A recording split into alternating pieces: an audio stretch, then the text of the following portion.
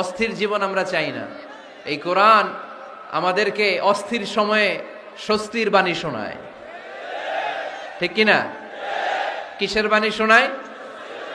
স্বস্তির বাণী। কোন সময়ে? অস্থির সময়ে স্বস্তির বাণী শোনায় কোরআন, ঠিক কিনা?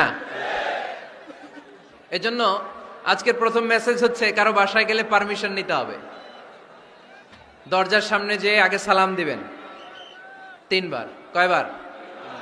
অনুমতি চাইবেন, অনুমতি দিলে ঢুকবেন, অনুমতি না দিলে বের হয়ে চলে আসবেন। পারা যাবে? এজন্য রব্বুল আলামিন বলেন, ইয়া আইয়ুহাল্লাযীনা আমানু লা তাদখুলু বুয়ুতান গায়রা বুয়ুতিকুম হাত্তা তাস্তানিসু ওয়া তুসাল্লিমু আলা আহলিহা যালিকুম খায়রুল লাকুম লাআল্লাকুম তাযাক্কারুন। সুবহানাল্লাহ পড়েন।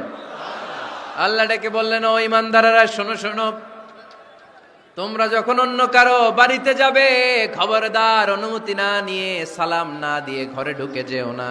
দরজার সামনে দাঁড়িয়ে থাকো, দরজার সামনে দাঁড়িয়ে দাঁড়িয়ে 3 বার অনুমতি চাও, তারপরে সালাম দাও। অনুমতি দিলে ঢুকবা, নচেত চলে যাবা, ঠিক কিনা?